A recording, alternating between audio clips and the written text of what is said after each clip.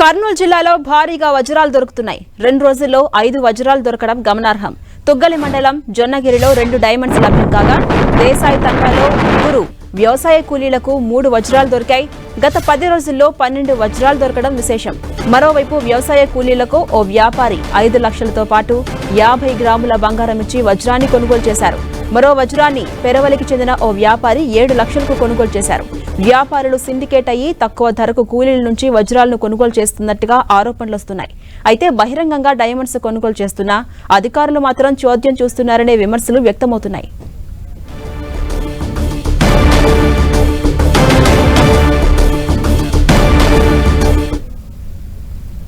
కర్నూలు జిల్లాలో వజ్రాలు దొరుకుతున్నాయి. ఇప్పటికే 5 వజ్రాలు దొరకడం గమనార్హంగా కనిపిస్తోంది. కిదాంశానికి సంబంధించి మరింత సమాచారం కర్నూలు నుంచి మా ప్రతినిధి ప్రసాద్ అందిస్తారు. ప్రసాద్, కర్నూలు జిల్లా తొలకరి జల్లు ప్రారంభమైనప్పటి నుండి రోజు వజ్రాల వేట కోసం సుదూర ప్రాంతాల నుండి వస్తున్నటువంటి ప్రజలకు వజ్రాలు దొరుకుతున్న సందర్భం కనిపిస్తుంది. జిల్లాలో భారీగా వజ్రాలు దొరుకుతున్నాయి. ఈ రోజు ఉదయం 3 వజ్రాలు లభ్యం కావడం జరిగింది. అదే విధంగా నిన్నటి రోజున 2 వజ్రాలు లభ్యం కావడం జరిగింది. వ్యవసాయ పొలాల్లో పనిచేస్తున్నటువంటి వారికి తుగ్గిలి మండలం జొన్నగిరి, అదే విధంగా జొన్నగిరి దగ్గర ఉన్నటువంటి దేశాయి తాండాలో 3కి ఒకేసారి వజ్రాలు దొరకడం జరిగింది. వ్యవసాయ పనులు చేస్తున్న సందర్భంలో వీరికి వజ్రాలు దొరికినట్లు సమాచారం అందుతుంది. ఒక వజ్రాన్ని స్థానికంగా జొన్నగిరి వ్యాపారి కొనుగోలు చేసినట్లు సమాచారం అందుతుంది. దాదాపు 5 లక్షల రూపాయలు నగదు, అదే విధంగా 5 తులాల బంగారు ఇచ్చి కొనుగోలు చేసినట్లు సమాచారం అందుతుంది. మరో 2 వజ్రాలు కొనుగోలు కోసం వ్యాపారులు ఎదురు చూస్తున్నట్లు సమాచారం అందుతుంది. అయితే గత 10 రోజుల నుండి దాదాపు 12 వజ్రాలకు పైనే లభ్యం కావడం జరిగింది. వజ్రాలకు సంబంధించి ఏదైతే తొలకరి వర్షాలు వస్తాయో, వర్షాలు వచ్చినప్పటి నుండి వజ్రాలు దొరకడం అక్కడ పరిపాటిగా మారుతుంది. వజ్రాలు తుగ్గిలి మండలంలో జొన్నగిరి, ఉప్పర్లపల్లె, ఎర్రగుడి, అదే విధంగా ఎర్రగుడి తాండాలు, బొలవానపల్లె, అదే విధంగా మద్దికేర మండలంలో పెరవలి తదితర ప్రాంతాల్లో పెద్ద ఎత్తున ఇక్కడ వజ్రాలు దొరుకుతూ ఉంటాయి. వజ్రాల అన్వేషణ కోసం తెలంగాణ, ఆంధ్రప్రదేశ్ తో పాటు కర్ణాటక, పక్కనున్నటువంటి తమిళనాడు రాష్ట్రాలకు సంబంధించిన ప్రజలు అక్కడికి వచ్చి వజ్రాలను వేట కొనసాగిస్తుంటారు. అయితే ఈ వేట కొనసాగించే సందర్భంలో మాత్రం వజ్రాలు దొరికినటువంటి వారికి దాని వాల్యూ తిరగకపోవడంతో అతి తక్కువ ధరకి వ్యాపారులు సిండికేట్ అయి కొంటున్నట్లు సమాచారం అందుతుంది. జొన్నగిరికి సంబంధించిన 2 వ్యాపారులు, అదే విధంగా మద్దికేర మండలం పెరువిలికి సంబంధించిన 2 వ్యాపారులు, గుత్తికి సంబంధించిన 1 వ్యాపారి, ఈ 5 మంది వ్యాపారులు సిండికేట్ అయి తక్కువ ధరకి కొనుగోలు చేస్తున్నారు. మొత్తం ఏదైతే లక్షలు విలువ చేసే వజ్రాలని అతి తక్కువ ధరలకి కొనుగోలు చేస్తున్నారనేది ఝాన్సీ. అంటే ప్రసాద్, అతి తక్కువ ధరకే బహిరంగంగానే వ్యాపారులు కొనుగోలు చేస్తున్నారు. ఇటు వ్యవసాయ కూలీలు వాటి వాల్యూ తెలియక తక్కువ కాస్ట్ కే అమ్మేసుకుంటున్నారు. ఇటు అధికారులు ఇదంతా చోద్యంలా చూస్తున్నారనే విమర్శలు కూడా వస్తున్నాయి. దీనిపై అధికారులు స్పందించకపోవడానికి రీజన్స్ ఏమై ఉండొచ్చు? స్పందించే అవకాశాలు ఎంతవరకు ఉన్నాయి? ఝాన్సీ, ప్రధానంగా వజ్రాలు వేటకు వచ్చేటువంటి ప్రజలకి దాని క్యారెట్ ఎంత అనేది అర్థం కాకపోవడము, అది 5 క్యారెట్లు ఉందా 6 క్యారెట్లు ఉందా అనేది తెలియకపోవడము, వజ్ర వ్యాపారులు మాత్రమే దాన్ని వజ్రాన్ని చూసి తక్కువ రేటు కొనుగోలు చేస్తూ ఉంటారు. అది దాదాపు 4 రెట్లు ఎక్కువగా అమ్ముకుంటారనేది ఆ స్థానికంగా ఎవరైతే ప్రజలు ఉన్నారో ఆ ప్రజలు, వ్యాపారస్తులు మాట్లాడుకునే సందర్భంలో గమనించినట్టు ప్రజలు అందరికీ చెబుతూ ఉన్నారు. అయితే 1 లక్ష రూపాయలు విలువ చేసే వజ్రాన్ని తక్కువ ధరకి 40,000కి 50,000 కొంటున్నారనేది చెబుతున్న పరిస్థితి కనిపిస్తూ ఉంది. అయితే దీంట్లో మాత్రం ప్రతి సంవత్సరం ఏదైతే తొలకరి వర్షాలు వస్తాయో ఆ వర్షాలు వస్తే జొన్నగిరి మా ప్రాంతంలో పెద్ద ఎత్తున వజ్రాలు దొరుకుతుంటాయనేది రాష్ట్ర వ్యాప్తంగా ప్రజలతో పాటు ప్రభుత్వ అధికార యంత్రాంగానికి స్పష్టంగా తెలిసినప్పటికీ ఎవరు కూడా వాటిపైన అజమాయిషి లేకపోవడము, అదే విధంగా ప్రభుత్వానికి గండి కొడుతూ ఉన్నప్పటికీ ఎవరు పట్టించుకోకపోవడం పైన ఆగ్రహాన్ని వ్యక్తం చేస్తున్నారు. అనేక సందర్భాల్లో ఎవరైతే ప్రజా సంఘాలు, ప్రజలు, అనేక మంది ప్రభుత్వ అధికారుల దృష్టికి తీసుకువెళ్ళినప్పటికీ ఏదైతే వజ్రాల సీజన్ లో కింద స్థాయి నుండి పై స్థాయి వరకు అధికారులు మామూలు మొత్తంలో జోగుతున్నారనేది స్పష్టంగా అర్థమవుతుంది.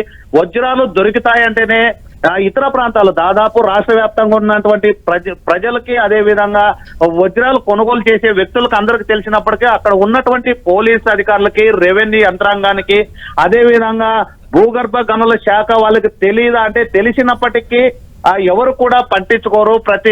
ప్రతి సంవత్సరం కూడా వారికి ఏదైతే వజ్రాలు సీజన్ లో మాత్రం లక్షల రూపాయలు చేతులు ముడుతూ ఉంటాయనేది స్పష్టంగా అర్థమవుతుంది. 5 మంది వ్యాపారులు సిండికేట్ కావడం జరిగింది.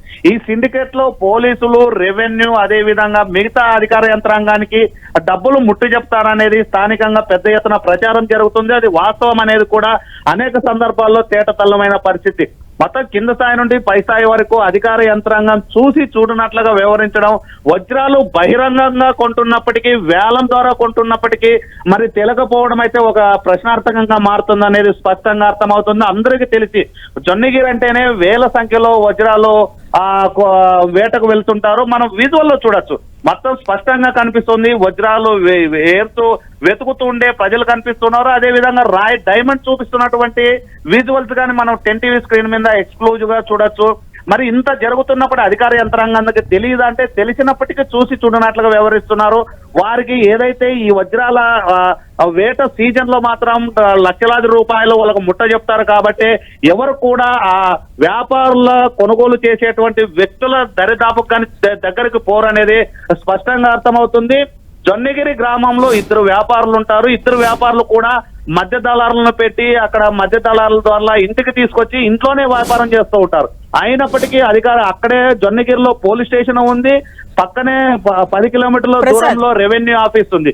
అయినప్పటికీ ఎవరు పట్టించుకోని పరిస్థితి. అదే విధంగా మధ్యకేర మండలానికి సంబంధించి పెరువిలి గ్రామంలో 2 వ్యాపారులు కొంటూ ఉంటారు. గ్రామాలకు ఎవరైనా కొత్త వ్యక్తి వచ్చినాడంటే ఎందుకు వచ్చారు, ఏం కథ అనేది మొత్తం అంచెల అంటే ఏదైతే భద్రత అంటామో ఆ భద్రత మాదిరి 4-5 అంచెల భద్రత ఉంటుంది వారికి. ప్రతి కింద స్థాయిలో వజ్రం దొరికిన వ్యక్తిని ఇంకో వ్యక్తి కన్సల్ట్ అవుతాడు, ఆ వ్యక్తి నుండి ఇంకో వ్యక్తికి అట్లా ఏదైతే వజ్ర వ్యాపారి దగ్గర తీసుకువెళ్లేందుకు 5-6 మంది మార్పు చెందుతూ తీసుకువెళ్తుంటారు. ఇది అధికార యంత్రాంగానికి తెలిసినప్పటికీ ఎవరు కూడా పట్టించుకోకపోవడం, ప్రభుత్వానికి ప్రతి సంవత్సరం కోట్ల రూపాయలు గండి కొడుతుంది అనేది స్పష్టంగా అర్థమవుతుంది.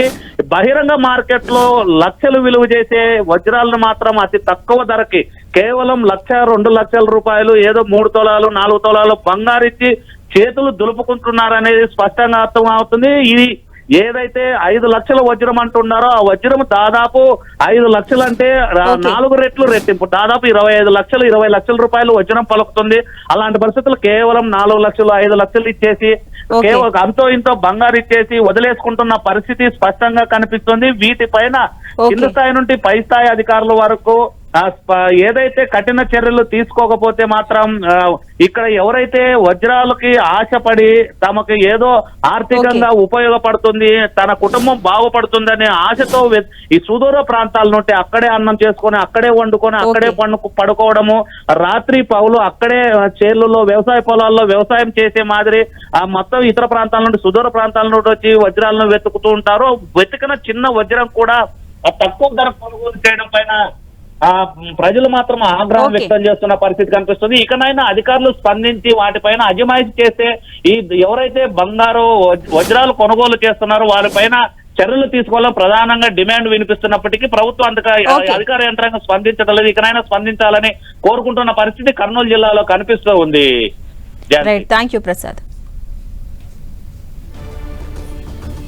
కర్నూలు జిల్లాలో భారీగా వజ్రాలు దొరుకుతున్నాయి. 2 రోజుల్లో 5 వజ్రాలు దొరకడం జిల్లాలో సంచలనం రేపుతోంది.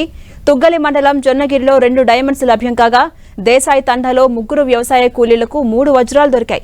గత 10 రోజుల్లో 12 వజ్రాలు దొరకడం విశేషం.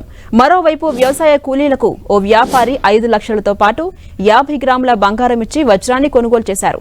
మరో వజ్రాన్ని పెరవలికి చెందిన ఓ వ్యాపారి 7 లక్షలకు కొనుగోలు చేశారు. వ్యాపారులు సిండికేట్ అయ్యి తక్కువ ధరకు కూలీల నుంచి వజ్రాలను కొనుగోలు చేస్తున్నట్టు ఆరోపణలు వస్తున్నాయి. అయితే బహిరంగంగా డైమండ్స్ కొనుగోలు చేస్తున్న అధికారులు మాత్రం చోద్యం చూస్తున్నారనే విమర్శలు వ్యక్తమవుతున్నాయి.